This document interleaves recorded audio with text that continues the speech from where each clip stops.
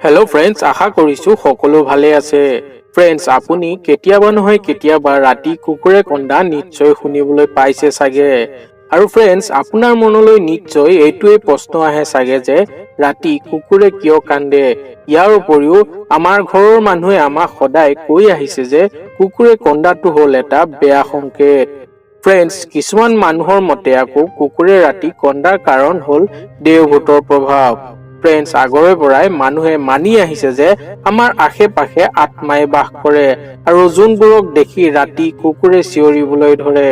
Friends, ইয়াৰ উপৰিও কুকুৰে কন্দাক লৈ মানুহৰ মাজত বিভিন্ন ধৰণৰ ভ্ৰম দেখিবলৈ পোৱা যায়, কিয়নো পুৰণি কালৰ পৰাই ঋষিমুনি সকলে এইবোৰৰ ওপৰত বিভিন্ন ধৰণৰ সংকেত দি আহিছে। সেয়েহে বৰ্তমান সময়তো বহুতো মানুহে ইয়াৰ ওপৰত বিশ্বাস কৰা দেখিবলৈ পোৱা যায়। ফ্ৰেণ্ডছ, ইয়াৰ বিষয়ে জানিবলৈ হলে প্ৰথমতে আমি এইটো জানিব লাগিব যে যেতিয়া কুকুৰে কিবা শব্দ কৰে তাৰ অৰ্থ কি হয়। ফ্ৰেণ্ডছ, আচলতে কুকুৰে যেতিয়া ভুকে তেতিয়া সি নিজৰ সংকেতটো লগৰবোৰৰ ওচৰলৈ পঠিয়াই থাকে। ফ্ৰেণ্ডছ, যেতিয়া এটা কুকুৰে শব্দ কৰে তেতিয়া সি নিজৰ উপস্থিতিৰ কথা লগৰ কুকুৰবোৰক জনায়।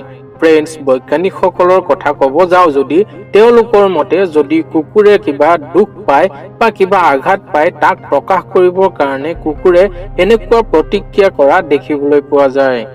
ফ্ৰেণ্ডছ, ইয়াৰ উপৰিও কুকুৰে অকলে থকাটো কেতিয়াও পছন্দ নকৰে আৰু যেতিয়াই কুকুৰে নিজকে অকলে থকা অনুভৱ কৰে তেতিয়াই এনেকুৱা ধৰণৰ কামবোৰ কৰা দেখিবলৈ পোৱা যায়।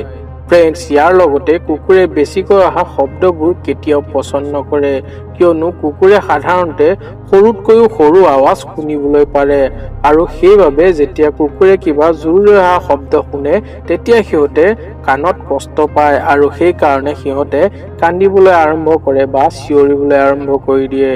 ফ্ৰেণ্ডছ, ইয়াৰ উপৰিও কুকুৰৰ সদায় এটা নিৰ্দিষ্ট গ্ৰুপ থাকে আৰু সেই গ্ৰুপটোত বেলেগ কুকুৰ আহিবলৈ কেতিয়াও নিদিয়ে।